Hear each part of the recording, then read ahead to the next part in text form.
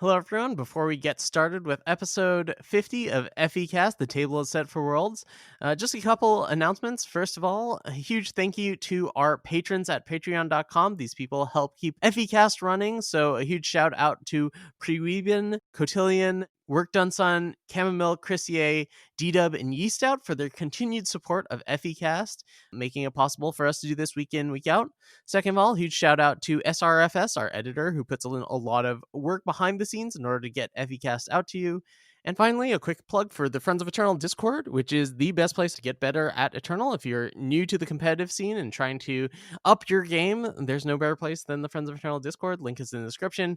And as proof of this, half of the world's competitors are a part of the Discord, and it's not uncommon for us to have a very large portion of the top 64s or top 8 competitors or what have you of tournaments. So it's a great place to hang out, chat about Eternal, and get better at the game. All right, without any further ado, let's get started with episode 50, where Stormblessed and I break down the changes to Expedition and the new cards in Bastion Rising.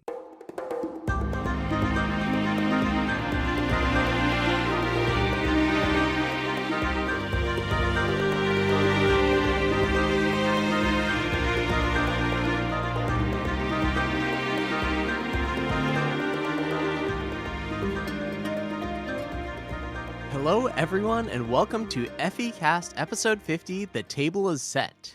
My name is Sunny, and I am joined by fellow host and Worlds competitor, Stormblessed. Welcome back.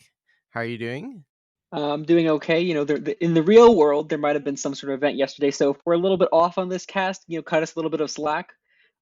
We've just finished up the Last Chance Qualifiers on Sunday to find out the last four Worlds competitors. So a big congratulations to Cassandrith, Doc28, Ty Drigion, and Always Face for joining the other already qualified 20 members, as we now know the full roster of all 24 Worlds competitors. So today we're going to be going over that Last Chance Qualifier and going over everyone that's qualified for Worlds, in addition to talking about a surprise balance patch that just got pushed out today and the changes to Expedition that is going to be impacting Worlds, right? I mean, Worlds is only a week and a half away. So this is going to be the Expedition format. We were waiting for it to finally drop. And of course, the new mini set Bastion Rising. Previously, we had talked about 9 of the cards that were swelled by the time that we recorded our last episode. And now we'll be talking about the remaining 14, of course. So that's what is on the agenda for today. Everyone is qualified for Worlds, and this still is the only podcast where both of the hosts are qualified for Worlds. So that feels pretty good, doesn't it? Yeah, I mean, it's still crazy to think that, oh man, I get to participate in the really awesome Worlds for Eternal card game, which is my favorite card game, and I get to be in the big event, which is really exciting for me. Yeah, I'm super excited as well. Condolences to everyone who didn't quite get there this season. Best of luck for next season. But a week and a half from today, we'll see 24 of the best Eternal players playing. And you mentioned Cassandrith qualified. I am so happy for Cassandrith qualifying. Such a huge part of the community and does so much good for Eternal. It's not just the streams, but he's also a huge champion of the board game and facilitates a lot of stuff. So he's all about letting people play Eternal, and it's great to see such a positive figure qualifying. Yeah, I was certainly pleased to see Cassandra qualify. It's nice to see nice people in the community qualify, people that are good, positive influences, and also good players. Like, Cassandra brought a different style of deck to the tournament. He brought Clear Combo, which is a deck that, was on people's radars. We mentioned last week, but we weren't sure how to build it. And, Cassandra apparently found a build that took him all the way to second place. It basically had a 0% chance to the other breakout deck of the tournament, which was Elysian, which TBC and other teams ended up bringing. Elysian is on the back of, just the most busted 2 drops in the game. You got Draw, which is just underrated by everyone. Is like a 4 out of 5 card, not a 2 out of 5. You have Wump, you have Mavloff Huntress. You can back it up with Master Conjurer, and then you have Helio on top, and it's just a really powerful pairing to create just a really solid mid-range deck. Yeah, we'll get into the breakout deck of the weekend in a bit. Let's just go over the players that are qualified for Worlds, and also a shout out to Doc28, who is a former guest of this show. So good to see the FEcast bump working strong. So the full list of 24 players is Bruised by God, myself, Sunyveil, Kolakoma, Lights Out Ace, The Boxer, Doc 28, Cassandrith, Always Face, Tydragon, Collector, Yourself, Stormblessed, A Rank 13, Virgin Mary, Ronin X, Gage 902, Apple Chips, Gunner 116, Vaderman, Skell or Skelly, Nico Abba, Twanbon, Notarg, Meol 29, and of course the returning champion Adrius. So that's your lineup. I believe there will be some sort of fantasy draft. Check the Friends of Eternal Discord if you're interested in it. I'm not actually going to be running it. I think Stormguard is. So if you want to have some sort of additional fun for the Eternal Worlds watching experience, there's going to be that. I heard something about bingo cards also. So keep your eyes out in the Friends of Eternal Discord for that. The best bingo card is, you have take a sip every time Twitch chat presents fake lethal. Take a sip every time the commentators say real heads up play by exit player. Take a sip every time Sunyveil times out Ilya. Anyway, so let's talk about the tournament. You talked about the breakout deck being the Elysian deck, and that's not something that we really covered in our last episode, but some of the other decks that did really well. Cassandrith qualified with Talar combo. We did mention it as a deck that was potentially very good, and it really, I think the strength of both of those decks, the Elysian deck and the Talar deck, is that they just had an almost unbeatable plan against the biggest deck of the tournament, which was Even Xenon. And we saw so many Even Xenon players throughout the course of the weekend. Tython and Popotito both made top 8 for it, but no one qualified with it. This is, of course, tops out at Severin. But being an even deck, no market or very limited market access, it's just very inflexible. And it was a real treat to see Cassandrith just win with 2 cards against this deck. Basically just playing Grodov's Burden and having a Talar's Intervention to silence something. And like, if you told me that the most represented deck of the tournament wasn't going to be able to beat the combination of Grodov's Burden plus Talar's Intervention, well, that I was going to laugh out of my chair, and I kind of did watching it in action. So there was something interesting to note is that the tournament only had about 400 people qualify for it, and of those 400, it seemed like about half ended up bringing like even Xenon and Severin Reap combo. But actually, it was very very few. The conversion rate to day 2 was actually pretty low, and we had what might be the single most diverse tournament we've ever had in Eternal, where the most played card, Petition of all things, didn't even break 100 copies. Wow, that is impressive. Yeah, Blight Moth was topped out at 87 copies. Evenhand Golem at 68. Severin, there was only 63 Severins in the top 64.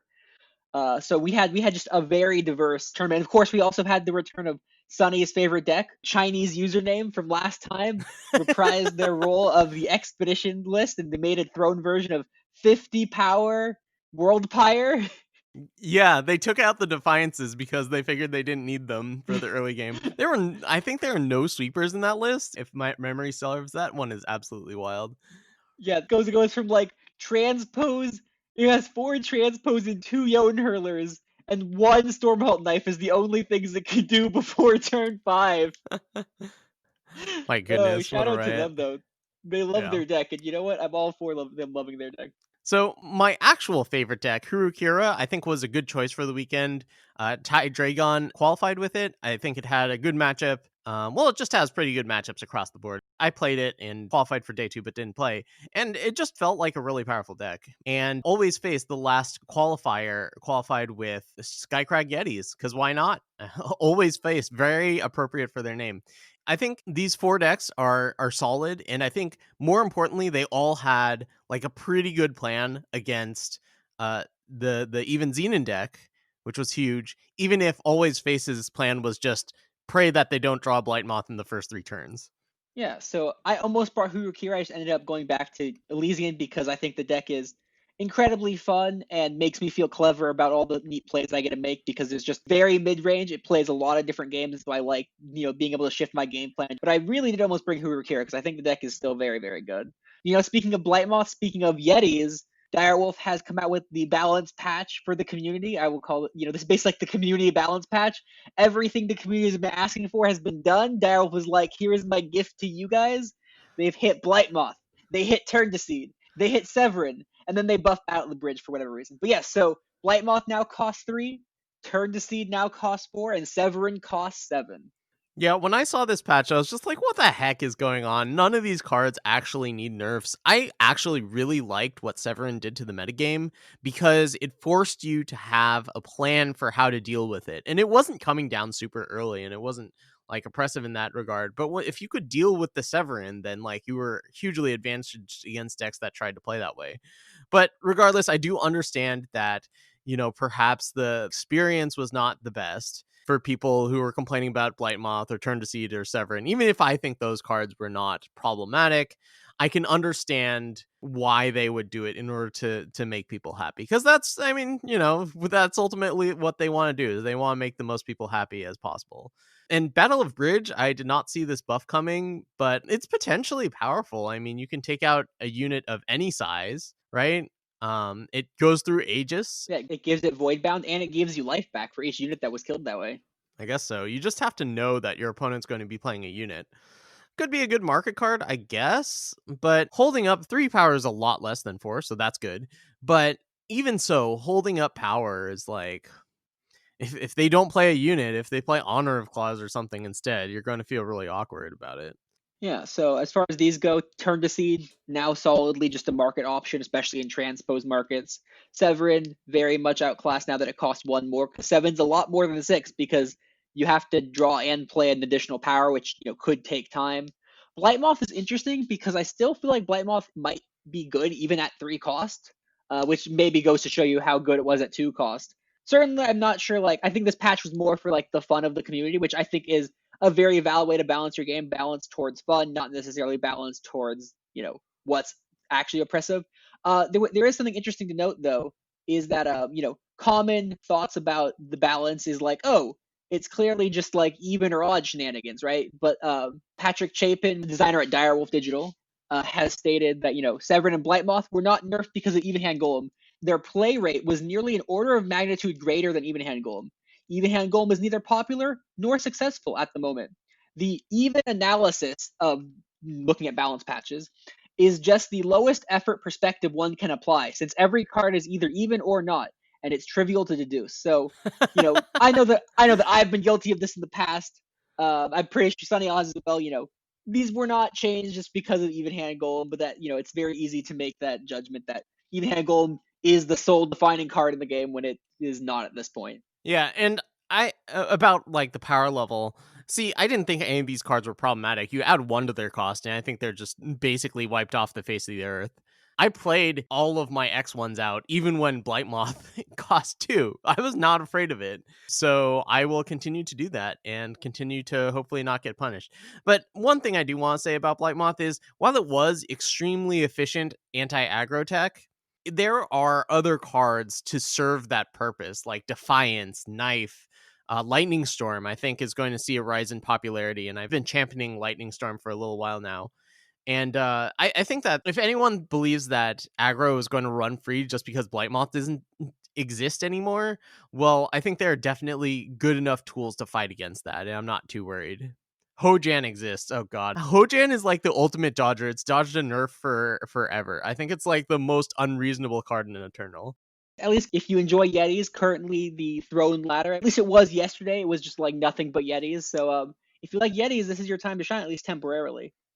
But yeah, so that's the balance patch. There's been a lot going on.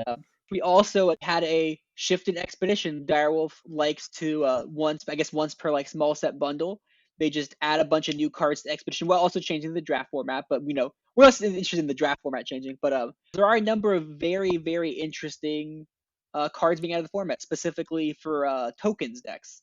Yeah, so Rat Cage was added to the format in addition to Grenadine Drone, which is an excellent 1-drop for more Shrine decks than Rat Cage decks, but both of those, that you can build a deck that has Rat Cage Shrine and Grenadine Drone. And also Marsh Dragon, which was added, which is notable because it's a great option for Crack the Earth decks. It doesn't seem like a whole lot, but it can gain a lot of life and serves a pretty useful purpose in those types of decks. We also got the addition of the 5 remaining displays that we didn't have previously, so all 10 displays are in Expedition. We got the cycle of listeners. These are the ones that invoke when you play them, such as Incarnus, right? That's the shadow one that dominated for a while before it got nerfed. So notably, Incarnus is no longer a 3/3, is now a 3/2. But notably, Woda is a fair bit better than it was before. So it's possible with Woda being added to Expedition in its buff state, maybe it can have an impact in the format finally. But probably not. Yeah, the time invoke, right? Those are the Yes. two deadly words for that. We also have Vodafkin, so yeah, that's interesting. Is Talar is not legal though, right? The Uh, original Scions are no, not legal in Expedition, no, the new so Scions are legal. yeah, so you're probably not Vodacomboing anyone, but I mean, Vodacon has seen play in at the top end of big Combrei decks before. I don't think that's where we're at now, but it's worth mentioning. And also Siegebreaker, the anti Sandstorm Titan, as I like to think of it. It's the 6/5 for 4 that when you play it has summon effect kill a relic. And when it dies, your opponent gets to search for a relic and put into their hand. So that is, especially with some of the cards that we're going to talk about soon, that effect might be very, very relevant. Yeah, if you remember a few months ago, Siegebreaker was seen in the competitive Chonky Skycrag decks built around just having really big units to try to maneuver around Jack. So that's why it's notable that we're bringing it up again. So those are sort of the high level overview of the cards that we think might see the most play. Other cards could be there's some combat tricks that are cute like Be Gone and Barrel Through. Kind of just to give you influence. It's interesting because influence is now a thing that we're concerned about. But for the most part, these are the main cards that we think will have an impact on the format. Yeah, and it's worth noting that if you want to see the full list of changes, please look it up. There will be a link in the description to the announcement. There are a lot of changes happening, so it's worth looking through. There's too many for us to list here.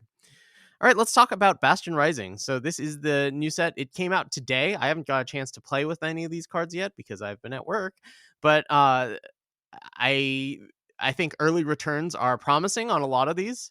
Yeah, let's just get into the 14 cards that we didn't talk about last time. So the first one is Turn Down. It's a 1 cost fire fast spell. Deal damage to an enemy player equal to the cost of a spell they're playing. So instead of negating it, you get to hit them really hard. And I guess the dream is to hit something like a Channel the Tempest or Aid of the Huru and just hit them for 9 or 12.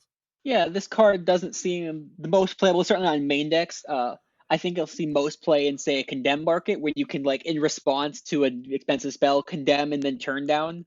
But if you do play at main deck, there are some fun things where you can do if you give it double damage, and then you're like, you're channeling Tempest my face? No, I am channeling the Tempest your face for 18. So that's like the dream with this card. But for the most part, I think if you're playing a very aggressive Stone Scar based aggro deck, I think it'll be a solid play in a condemned market. But mostly it seems like a light the fuse kind of fun 1 cost fire, deal damage to the enemy face kind of spell. Well, okay, so the previous expedition format was kind of dominated by these Shenron Speaks decks, right? That was a huge deal in them. It does 5 damage against a Shenron Speaks, which isn't a ton. It's not, World Pyre levels, but that's that for 1 card that is not expensive. That could be a big deal. The issue is that it is so conditional. I don't think that this is going to be good, but like you said, as a one of in a market, I could see it being like a surprise deal 5 or 6 damage to you. Yeah, I think market's a really good place for it because if you're not playing against the expensive spell deck, you really don't want this card. Like if you're using it to deal 2 or 3 damage to the opponent, that's not where you want to be with it. But if you can use it to get 5 damage in, that's a good place to be. Yeah. Next card is Distortion Orb. It's a 6 cost double time cursed relic. And it says the cursed player's units and spells cost 1 more and yours cost 1 less. This is kind of an interesting card. What do you make of it, Stormblessed? I think it's very expensive. It costs 6. I guess the most comparable card to it might be like Restrained Action in a sense, where they kind of do similar things. Where Restrained Action's kind of like trying to lock them out through after they play stuff, and like you get stuff, right? Where this is like they can't play stuff and then you get stuff. It provides a very interesting form of tempo where if you can land it without just be dying, you will then get a massive amount of tempo in response over future turns. Well, I don't think that it gives you that much tempo because you're probably playing this in a deck that doesn't play a whole ton of units, or you've already played the units already by the time you get to 6 power. And I just don't think the cost reduction means a whole ton in this one. Yeah, making your opponent's stuff cost 1 more, that is a thing, but it doesn't seem great to me. Like, the only thing that I can see this is, like, in some sort of equalized deck. Like, you play this, then you equalize, Oh, and you get rid of all of their units. yeah, equalize would be a good spot for this. But I mean, I think it's just a little expensive. It cost 4. I think it would be like completely busted. I mean, the thing is though, you gotta remember, Garden of Omens was excellent. I mean, obviously, Garden of Omens had spells attached to it, which is obviously very good. But like, your spells cost 1 less off Garden was a lot better than most people, including myself, gave it credit for. So but I think it's just overcost what it's gonna do. Honestly, I think 6 is just a lot for its effect. Yeah, I agree. All right, let's talk about the next two kind of interesting ones that I'm not quite sure how to evaluate. We have a Relic Injustice. It costs 3, single justice. Champion's Oath. Your units have imbue. Unless there is some wild combo with this card, I have to imagine it's not good. I just don't think there was like enough support for imbue in a lot of ways. Like there was nothing like ultimate when this is stunned, draw a card. Ultimate when this is stunned, an enemy unit gets -2/-2. Since there was very little of that, it's kind of hard for this to work. Like the imbue payoffs we have, I believe, are just like Maveloth, Huntress, and Danica. Yeah, and Danica's in the wrong faction. Yeah, if this was Primal or Time, then like you could play with Danica potentially. Just chain all your units together to just draw a bunch of cards, and then like play like an Endurance Relic or something. It's like aha, all my units pop all at once or something. But you can't do that because it's in the wrong factions. Yeah, it's also really bad in multiples, and I think that is a pretty devastating blow to it. So, like, this has to be in the market somehow and part of your core gameplay. And I don't think there's anything broken you can do with it. Next card is another Justice card, 5 cost, double Justice, 3/3 flying imbue. When you play a relic, play 2 Justice sigils from your deck depleted. So this is actually a pretty interesting one. If you play this and then you're somehow below 10 health and can play a Stormholt Knife, then all of a sudden you get 2 Justice Sigils basically for free. I guess it's the cost of the unit, really. But it does seem just like a little too clunky to really work out. Also, you have to, for the Stormholt Knife example, you have to be below 10, which is kind of tricky. Yeah, like there aren't a ton of relics that I just want to stack in Justice for the most part. Yeah, this card's a little bit awkward because it costs 5. It has flying, it has imbue, it's a 3/3, and then you play relics and it ramps you further. I guess your game plan with it is to go into Martyr's Chains, right? That's like the best thing, or like Pit of Lynect, right? That's kind of what this card's saying to you. It's like saying, hey, I want you to play a big relic deck. But it just feels like you just played, what is it, Minotaur Ambassador? A 6-drop that can do the same thing, but yes, it costs 1 more, but it guarantees that you don't have to counter unit surviving, especially because this deck wants you to be playing relics. It wants you to be playing lots of justice sigils, and it wants you to be playing units to imbue onto. So it just seems like it's asking too much. I think the imbue is mostly flavor text, but you're right. It is asking too much. It's not particularly defensive or offensive for that matter. It's just like a medium sized body. It's not going to help you survive. Like, it's so conditional. I am pretty low on this card. All right. Next one is a primal Grenadin bird. That's pretty hilarious. It's a 1/1. This is called Metallic Razorbeak. 1/1 flying berserk. Entomb, give one of your units flying in berserk. This one's actually kind of interesting. It's almost like Daring Griffin, except for flying in berserk. If you have some sort of deck that's trying to one shot them, I could actually see this card being not too bad. I mean, it attacks for 2 straight off the bat, right? Future attacks don't attack for 2, but it does attack for 2 immediately. If you have, any sort of pump, it pumps it. You can also, like if you're playing some like a Yeti's deck, which I can't imagine you would, but like, you play the site, Wump's Masterwork, and then you snowball your own Metallic Razorbeak, and then you can, surprise your opponent by like, aha, my 3/3 Yeti now has flying in Berserk, or I guess now it's a 4/3 Yeti. Like my Yeti Pioneer is now flying Berserk. I get an extra 2 power this turn, and I get to hit you for 8 damage. So, I think this card does have potential. I'm not sure about it because I'm also not super involved in like primal based aggro decks, so I don't have too much knowledge about how to build that deck. But I don't hate the card, and I do love that it's a Grenadin bird. That part makes me smile. Yeah, I think it has some potential. It's cheap, right? That's a big deal. Its effect doesn't require an additional cost. It is small, but flying in berserk. If you're attacking for a lot, if you're hitting with, oh, I don't know, a Butin. Gosh, that's probably not a good example because its influence requirements are too strict. But like Champion of Fury, right? Or like Milos' Alio, you get two bombs, or if it's big, then you get more than that. But Yeah, I just think that this is interesting. Not sure how to play it, but I also wouldn't be surprised if it ended up seeing some play. Yeah, so our next card is very interesting in that I have actually no idea how to evaluate it. It is a called Near Perfect Imitation. It's 5 primal. Transform one of your units into a copy of a unit in your void.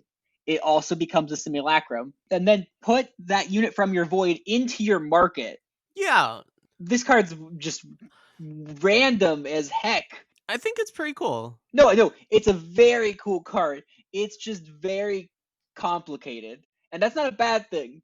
Where I think it shines is that it lets you get units that are good once they need an attack, right? Because right now, all of the existing reanimator strategies are summon effects, right? The summon effect is the part that you care about. With this one, you can attack with the unit. Like, say you have a random back alley delinquent or whatever hanging around, you can play this and attack with it on the same turn and get some potentially powerful attack trigger. Now, I don't know what that attack trigger is, but it's like pretty different in the emphasis is shifted from the summon effect to the attack effect.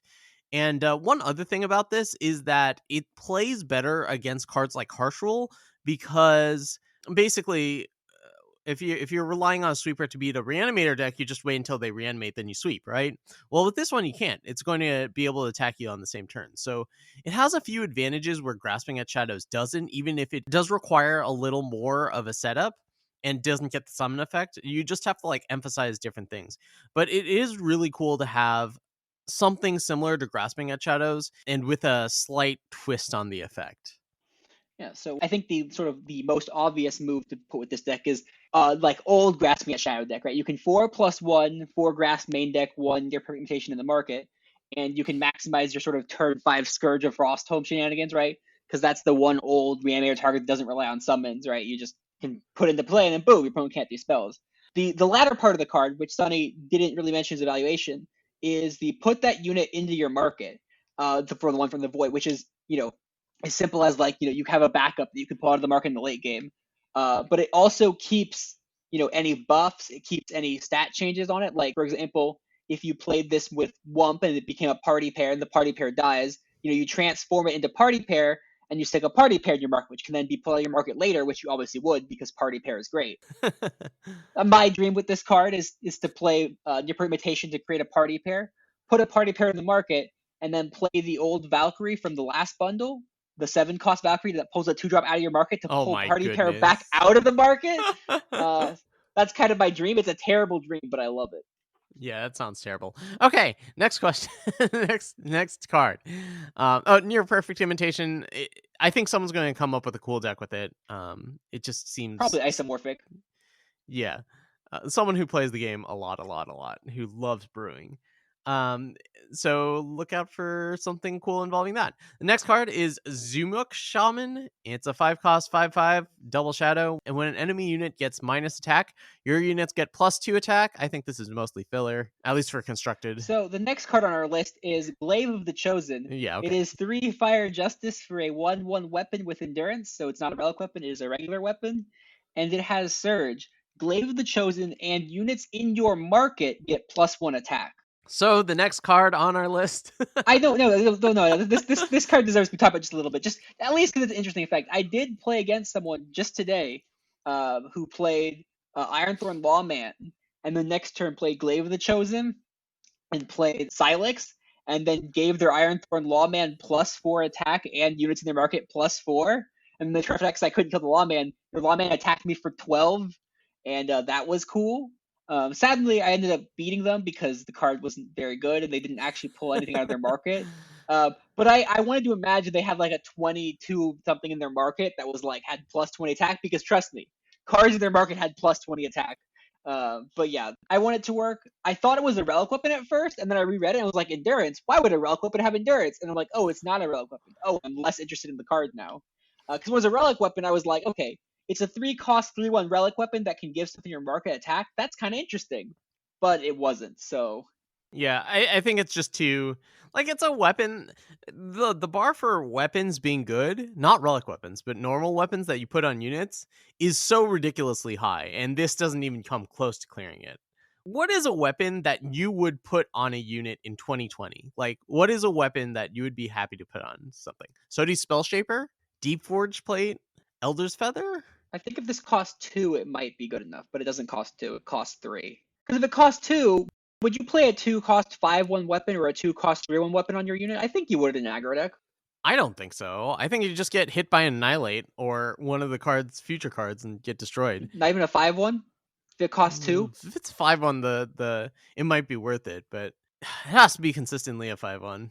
I want to like it because I think the effect is like super interesting, especially the market one, but Yeah. it's hard for it to be good. Yeah. So our next card is a card that's getting a lot of buzz currently. It's called Sling of the Chi, which is an odd name for an Eternal card, which might say something about the Bastion that's rising up or whatever. It is 3 fire primal for a relic. Enemies can't transform your cards. When you play a unit with 6 power or more, it deals 6 damage to the enemy unit. It deals the damage, not the relic. At the end of your turn, if you have a unit with 6 health or more, draw a card. Yeah, there's a lot of things going on with this one, and it is hitting really hard. So, one thing to note is that you can only hit enemy units, right? I think that's a big deal. You can't just dome people for, play 2 units and kill them, right? But if you do have a unit with Overwhelm, you can deal some extra damage to the player. This card is sparking a search for, all the units in Expedition, or I guess Throne, whatever, that have a 6/6 body. And what are some big hits? I mean, Siegebreaker is up there, right? Stormblessed? Yeah, the funny about Siegebreaker is that, in the mirror, I play Siegebreaker and I destroy your Sling of the Chi. And it's like, well, I kill your Siegebreaker and I draw back Sling of the Chi. And then I play my own Siegebreaker and I kill your Sling of the Chi. And then I lose my Siegebreaker and I draw another Sling of the Chi. And it sounds like just like a complete mess. Some of the more interesting applications are, if your unit has lifesteal and you play it with Sling of the Chi, you're going to gain 6 life. If your unit has mastery, since it's dealing with damage, it gets to get mastery. So Ela and Mizo, the old Mizo card, the worst Mizo card. If you have Sling of the Chi, you play Ela and Mizo and you give it a killer effect, it can immediately chain over and over again to make as many Ela and Mizos as your opponent has units in play, and just copy itself a bunch. It can only draw 1 card a turn, so it's interesting because you don't have to have a unit that has both conditions, right? You could have, for example, like I said, Siegebreaker, right? Or Sandstorm Titan is also a great card with this, right? Because it curves into it, right? You play Sling on 3, Sandstorm on 4, draw a card. It also has randomly enemies can't transform your cards, which I didn't see at first. It's kind of funny that they're printing this card and then it's like, oh, we're nerfing Turn to Seed. It feels like this card was printed to stop Turn to Seed in your big stuff deck where it's like, well, now you can't transform it anyways. It looks very powerful. Dealing 6 damage and drawing cards is kind of what we want to be doing in a card game. So Something that comes to my mind is that deck construction is going to be really tricky. Like, if you're playing this, you're probably not playing any units that are below, like, at least 3 cost. Maybe you can slip some Campfire Watchmen in there or something because they draw cards with this, but most likely not. And I guess you can rely on sweepers up until that point, but like, you're probably going to have to play time in order for the time units, which are best with this.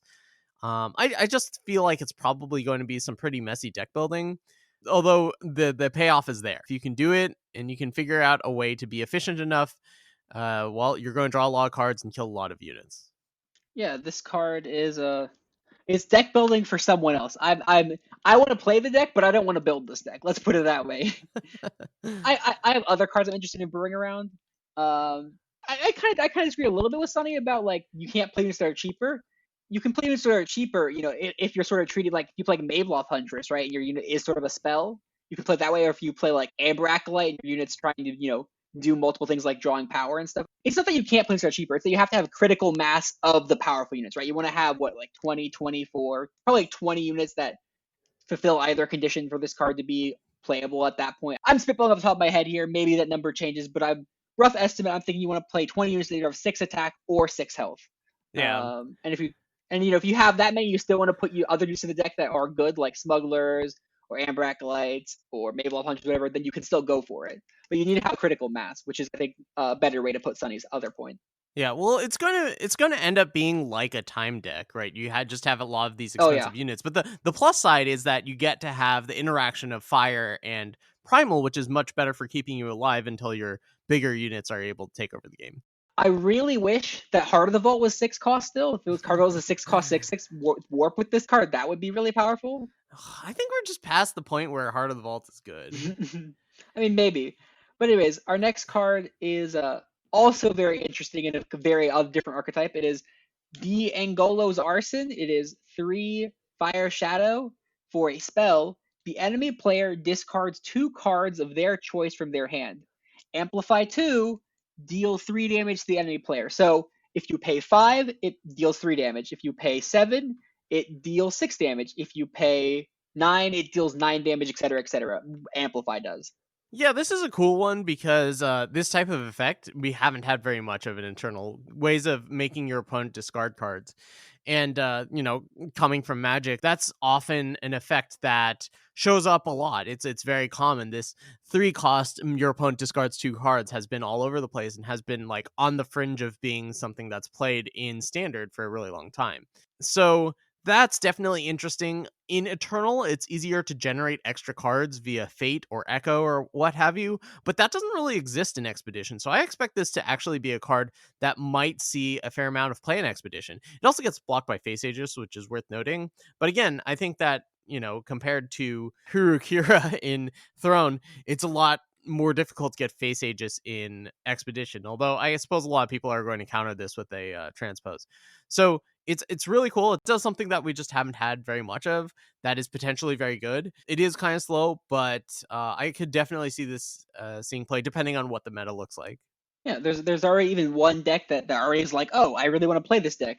If you remember Batteries' Extodia deck, which was, built around all those crappy relics like Azurite Practice and Cheering Section that did nothing. Ah, this card is useless. But then when you combine them all, you form the unstoppable Extodia. So this card fits into that deck very well because not only did the deck want, again, critical massive discard effects for Cheering Section, which the deck was sort of playing as many as it could, playing maybe some cards it might not have wanted to play as much of. This fits that role of another discard effect. But it also fits the role of, well, how do you win the game? Once you draw on all the cards in your deck and once you have a bunch of power by sacrificing all your totas like 5 times each, how do you win? Well, this card allows you to win because if you have like 20 power or like 15 power, you can just dump it all into this card. So it fits both halves of the deck, right? It's interaction in the early game. It can slow down the opponent. It can provide a discard effect for your cheering section to start the engine rolling. And once the engine is rolling, it can be a finisher. So I expect that will be the first place that many people slot this card into, and I hope it's good in that deck. Yeah, it definitely sounds really interesting in that deck because of how many hats it can wear. All right, let's talk about I love this next one. Fertile Soil, 4 cost, Elysian card. Single time, single primal. Play 3/02 Little Seeds. When you transfer 1 or more cards while Fertile Soil is in your hand, reduce its cost by 1. I don't know if this is good, but I just love this. I like how we had the 1 turn to seed. That was the only way that seeds would enter the game. And then we have the Gardener, and now we have Fertile Soil. Yeah, it's really funny that like Little Seed is becoming like a sub theme in Eternal. I like that. I think it's really cute. I like the cards that generate seeds. Turn to seed. Obviously, we don't want to have too many of those ones where it's turning your opponent's stuff into turn seeds. But you playing your own seeds is really cute. Notably, this card reduced its own cost by 1. I originally thought that it reduced other cards' cost by 1 while in your hand. So like if you plunder to do a trove, it would make the trove cost 1. I guess that would be a little bit busted for a card in your hand to have an effect like that. Yeah, that would be weird. That's just how I read it. I thought it was weird too. So this card can become a 0 cost Tendaflock, which was a 2 cost primal spell that put 3/0/1 sheep into play. This puts 3/0/2 little seeds into play. So you really want something to do with these seeds. You really want, I guess, gardeners, I guess, is probably the best way to play with this card. It's interesting, like it could be really powerful, right? A 0 cost spell that produces 3 tokens could just be exceptionally busted, but it does take a lot of investment to get there. So I'm not too keen on it, but I want it to be really good because it's really adorable. Yeah, I think it's bad. But if you can consistently get it down to costing 2, then maybe you've got something going with it. Unfortunately, I just don't think that's very realistic. And I think the plan of making your seeds grow up is just like very optimistic in a world where your stuff dies in less than 2 turns instead of holding for 5 turns or whatever.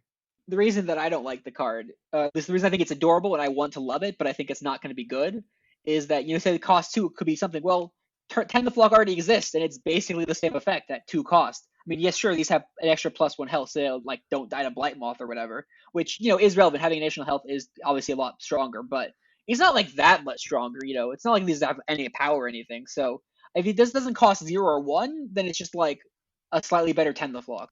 Yeah. All right, the next one is super exciting. Send an agent, 2 cost, time and shadow, kill an enemy unit or relic with 1 faction or less. It is a fast spell.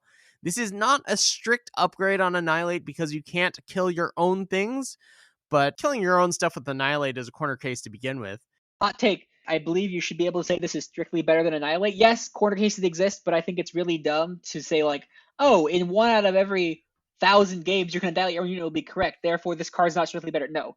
If you're in Xenon, if you can support time influence, obviously if you're not in time, this card's not better. But if you're in Xenon, this card is a strictly better Annihilate. It does the same thing. It kills units with 1 faction. It can kill relics with 1 faction, but it also can kill relics or units with 0 factions. So Annihilate can't kill Prism Golem. This can. Annihilate can't kill World Pyre. This can. I think this card is strictly better than Annihilate in Xenon.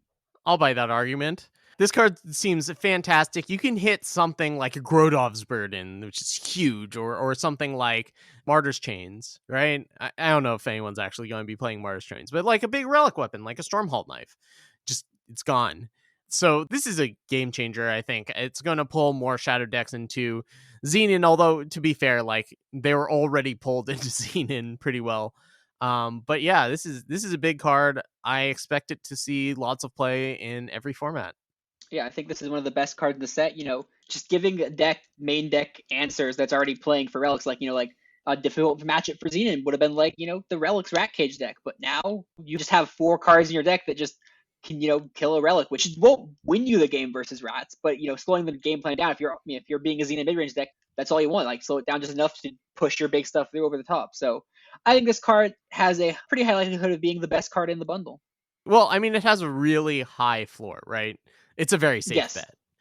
Okay. And also I think it has a pretty high ceiling too. Yeah.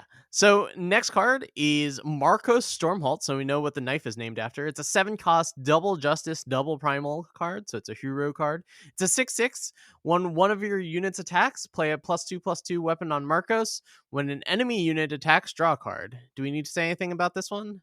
Let me read you guys the text of Marcos. It is a 7 cost, 7 justice, primal, 8/8 with no other text. I don't even know if it's an 8/8. I'll let it be an 8/8, but the opponent will kill it and you won't draw any cards. Yeah, the art is cool. The fact that it references a card that sees a lot of play is cool. This card is not going to see play. So our final card is a card that I am super interested in. I think I am going to keep my eye on this one because I really like it. I really, really like it.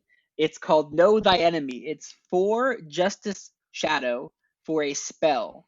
Kill each unit with cost 2 or less, which is the Air Monster Designs text, but it also has Amplify 2. Play a unit with cost 5 or less from the top 5 cards of your deck, then bottom the rest. So off the bat, 0 to 10 doesn't give the unit Aegis. Why would you play a card that doesn't give your units Aegis when you play them off top of your deck? Gosh, I mean, we played Flip, for crying out loud. That card was disgusting. It gave your unit Aegis. Oh my god. Flip was, like, compare Flip to this card study, and you realize how disgusting Flip was. Like, holy cow, Flip was just, like, the worst design card ever. Yeah, I when I read that card, I didn't know how it made it past the many tournament players that work on the game. God. But yeah, so this one's really interesting. Like, earlier in the game, you play it on turn 4, and you curve into this in order to sweep up all of your opponent's early plays. And late in the game, you can play it for 10 and look through 15 cards for units that cost 5 or less. And the fact that the units cost 5 or less means that they can be things like Roland. They can be things like, I don't know, Saditi. Like, good mid-range threats that you're not too embarrassed to just run out there. They're not in too much danger of just getting totally stuck in your hand while cleaning up decks that are trying to play small units. So it's definitely really cool. It is a tad costly. I mean, Airmont's designs cost 2, so. Yeah, notably it can cost 2 more than 2. But also notably, it plays units after it kills the units, and I'm glad it does this because I think the high roll would just be like completely like absurd. I'd hate the variance in like top decking properly with this. But if it was implemented differently, you could have conceived of a world where it played the Roland and then killed the units, just give you a bunch of Valkyries, and the Roland's now huge. And I think that would have resulted in some very unfun gameplay for just the sheer delta variance and high rolling with this. So I'm glad it doesn't do that. I'm glad that it's more average case. As I said, notably, if the opponent has no units, you can still just play this. If you can just like kill a 2/2 and play a 4-drop for 6, like this is effectively card advantage if it plays a unit. It's card advantage and tempo efficiency depending. So I think this card could be really powerful. I've tried it a little bit today. I'm in like silver 3 right now, so like I can't say for sure how good that means, but like I did play it for 14 once and got 5 units off of it, and that was really fun. Well, Stormblessed, as a certified Bronze 1 player, I can tell you your level of competition is not stiff enough. I think on 6 it's still fine. On 4 it's still fine, right? Because the thing is, yes, it's an overcosted air mods designs, but like if you're killing like 4 of your opponent's Yetis, do you care if you're paying 4 or 2 for it? Not as much. I mean, obviously you have to draw the power to get there, but so like the flexibility of it, right? If your opponent doesn't have any 2-drops and you still pay it for 6 or 8, yes, if you pay it for 6 and you just choose a random 4-drop from the top 5 of your deck, that's not great, but it's not the end of the world, right? Like it's never going to be dead basically as long as you can play it. So I like the card. Yeah, cool card. I'm kind of low on this card.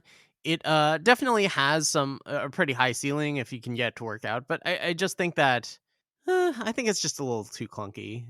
There have been situations where Aeromott's designs has to cost 2 or the player's going to lose. And this is going to be like I don't think it's great in multiples. It's just like really expensive. I don't know. It's a cool card, but I don't have very high hopes for it. This is like our typical roles on the podcast, right? Yeah, yeah. You talk about how cool a card is and what possible applications of it. I'm like, it's cool, but good to know that we're playing our roles. And then who ends up being right, Sonny? Who ends up being right? I mean, you were right about Ironthorn Lawman, and I was definitely wrong there. Well, you can rub it in my face after Worlds, right? Well, we'll see. Yeah. Here's the X $1,000 that I won instead of you because you thought this card was bad. or the reverse scenario. That would be the. Oh yeah, you thought this card was good. Or neither of us will play it because it ends up both being bad, or we both play it because it's both basic. I don't know. We'll see. FE listeners, we'll have to wait and see on whether this card is. But yeah, I do think this card's probably going to be the most polarizing in some respects as far as like card evaluation goes, because it's not obviously very powerful like Send an Agent, but it's also not obviously super weak like Zumak Shaman, right? Yeah, so it's kind of harder to evaluate. So that's sort of the fun of this though, is making card evaluations and comparing it later. Yeah. All right, that's going to be it for us this weekend, and it's actually going to be it for us talking about Eternal for a short while. Stormblessed and I both need to prepare for Worlds, so we are going to have another cast next week. We're just planning on talking about real-life stuff or games outside of Eternal. We're not quite sure. If you have any suggestions, let us know, but as we'll both be secretly testing for Worlds, there's going to be no Eternal. And then the week after that, the week between the 2 Worlds weekends, I think we're just going to take a break. And then the week after that, after Worlds, we'll do a big recap of how the tournament went down and, everything leading up to it. So enjoy the new cards, enjoy the new expedition format. There aren't any tournaments on the horizon, but hopefully those of you who enjoyed the Eternal celebration will stick around and have some fun. What's that, Stormblessed? Actually, Sonny, there are actually tournaments on the horizons. I know that in the works there is some community tournaments that are going to be underway. I think in November or December. There's somebody trying to put them on for a number of weeks.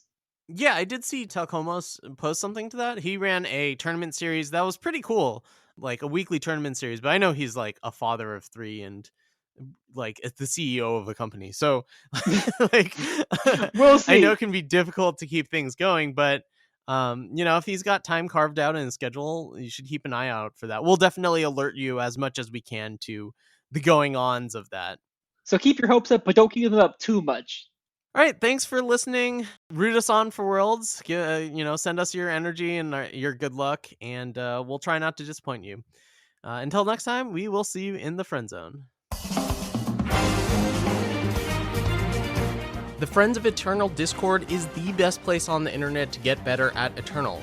We have players of all skill and experience levels, all happy to help each other out on basically any aspect of their Eternal gameplay. And making all this possible is our generous patrons over at patreon.com. If you'd like to support FECast or Friends of Eternal, consider donating at patreon.com/Friends of Eternal. Thanks again for listening, and until next time, we'll see you in the Friend Zone.